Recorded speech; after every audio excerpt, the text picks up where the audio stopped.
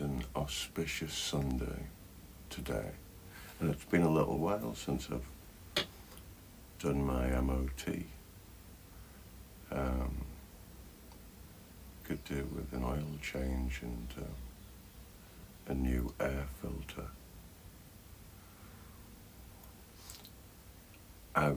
It's very early, very early in the morning, and I've been pondering, but I've been pondering a few things, one in particular, and I've been pondering it for a while.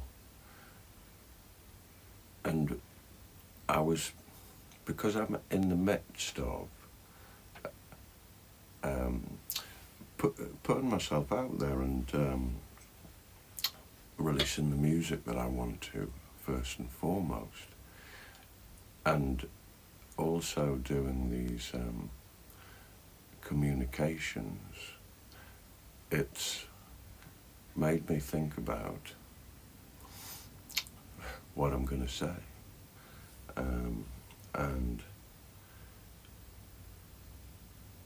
and whether it's worth hearing. And that's really the gist of it. And so what I was pondering was something that I've always held true, really, was that as, say, an artist, whether it would be a writer, a performer, a storyteller, a poet, a painter, an artist, is what the artist wants, and what the receiver of that art, what do they want?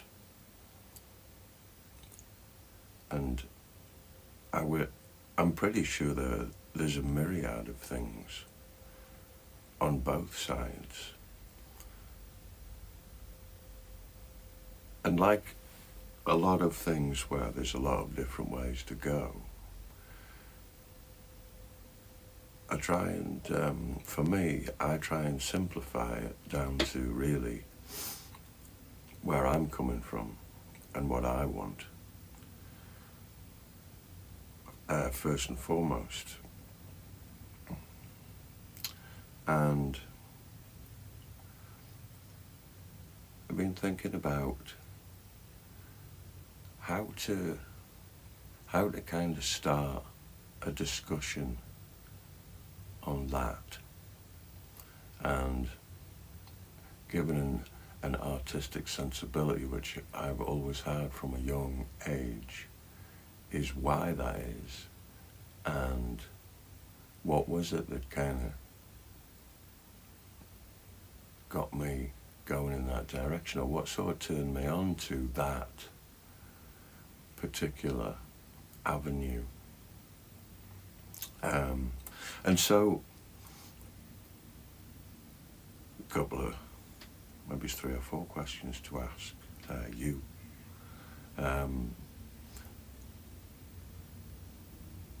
In the right order, but this being a whole train of thought, the whole thing is, it's the only way I can do it. They're probably all in the wrong order, but got to start somewhere.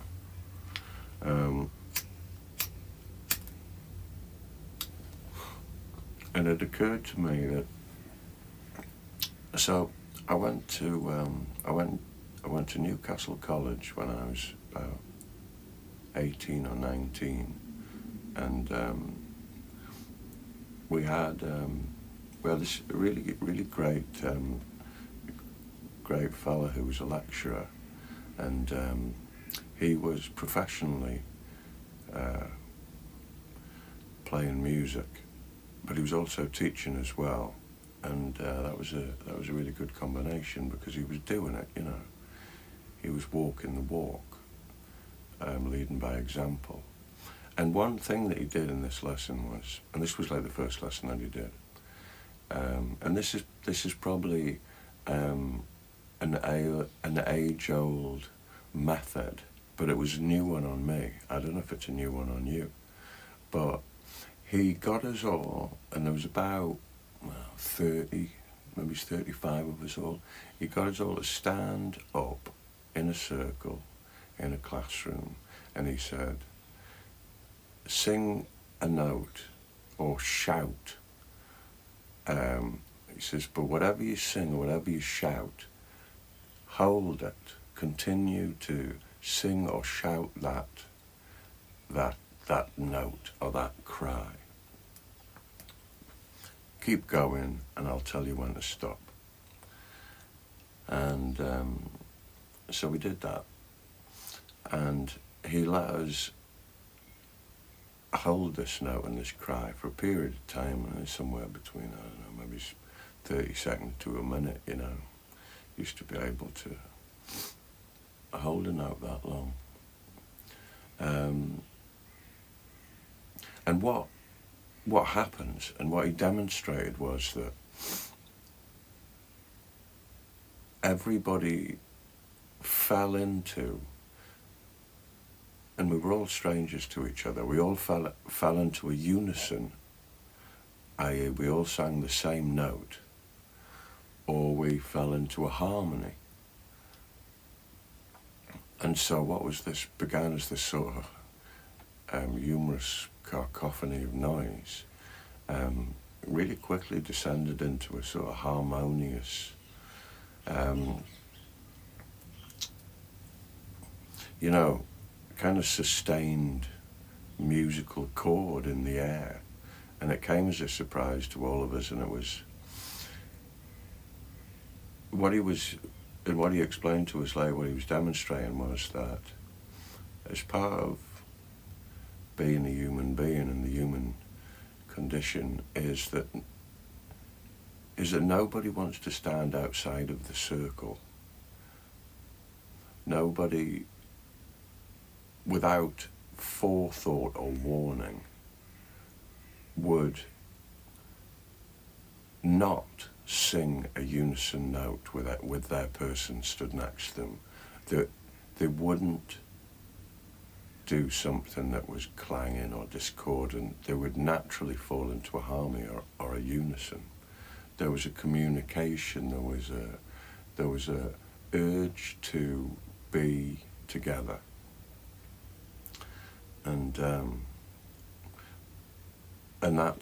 that's what happened with everybody in that room, and that demonstrated to me that everybody was looking for some kind of community, some kind of communing, like arena, whatever that would be. But that's what we were all looking for, and we were a bunch of disparate people of different ages, and we didn't know what the point of the exercise was. And that's what happened. And it's one of them things that just keeps coming back to you. And so in thinking about what I'm doing now, I want to sort of try to take that a bit further, is that you want that connection. That's the initial thing that people are looking for, even if they don't know it. Whether it's based on the fear of being different, or whether it's based on the joy of knowing that we're all kind of the same, really, deep down. And then leading on from that, it's to make a connection. You wanna make a connection. And when I say you, actually, who I'm talking about is me. It's so it's kind of like the royal we. I suppose you want to make a connection. And in all of the sort of reading and all of the listening and all of the watching and regarding of things, I've been looking for a connection, something to reassure me that I'm not the only one who thinks this. I'm not the only one who's felt this.